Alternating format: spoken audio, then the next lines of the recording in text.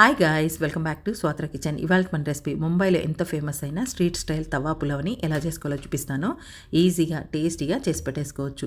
Gas మీద ఒక pan పెట్టుకోండి. అందులోకి 4-5 టేబుల్ స్పూన్ ఆయిల్ వేసుకోవాలి. 1 టేబుల్ స్పూన్ నెయ్యిని వేసుకొని ఆయిల్ హీట్ అయిన తర్వాత బే లీఫ్, సాజీరా, లవంగం, దాల్చిన చెక్క, 4 ఇలాచీల్ని దంచినవి వేసుకోండి.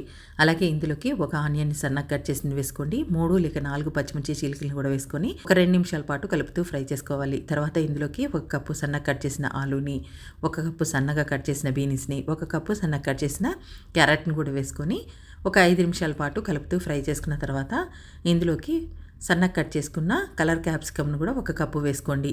ఇవన్నీ చక్కగా ఫ్రై అయ్యేదాకా కలుపుతూ ఫ్రై చేసుకోండి. తర్వాత ఇందులోకి 1/2 table spoon ginger garlic paste, 2 టమాటాలని సన్నగా కట్ చేసి వేసుకోవాలి. సన్నగా కట్ చేసిన కొత్తిమీర, సన్నగా కట్ చేసిన పుదీనా, రుచికి తగినంత సాల్ట్ వేసుకొని 10 నిమిషాల పాటు కలుపుతూ ఉడికించండి. ఈ టమాటా అనేది మగ్గిపోవాలి. జింజర్ గార్లిక్ పేస్ట్ కూడా పచ్చివాసన పోయేదాకా కలుపుతూ ఉడికించండి. తర్వాత ఇందులోకి 1/2 టేబుల్ స్పూను పసుపు, 1/2 టేబుల్ స్పూను కారము, 1/2 tablespoon dhaniya powder, 1/2 tablespoon garam masala వేసుకొని మరో 2 నిమిషాల పాటు కలుపుతూ ఉడికించండి. గ్యాస్ని లో టు హై ఫ్లేమ్ పెట్టుకుంటూ ఇందులోకే ఇప్పుడు ఉడికించి చల్లార్చిన రైస్ని 1 కప్పు వరకు వేసుకోండి. వేసుకొని మరో 2 నిమిషాల పాటు కలుపుతూ ఉడికించండి. మీ దగ్గర మిగిలిన రైస్నైనా నైట్ రైస్తో అయినా సరే చేసుకోవచ్చు. తర్వాత మూత పెట్టేసి గ్యాస్ని సిమ్లో పెట్టుకొని 10 నిమిషాల పాటు దమ్ చేసుకోండి. 10 నిమిషాల తర్వాత గ్యాస్ ఆఫ్ చేసేసి హాట్గా సర్వ్ చేసుకోండి.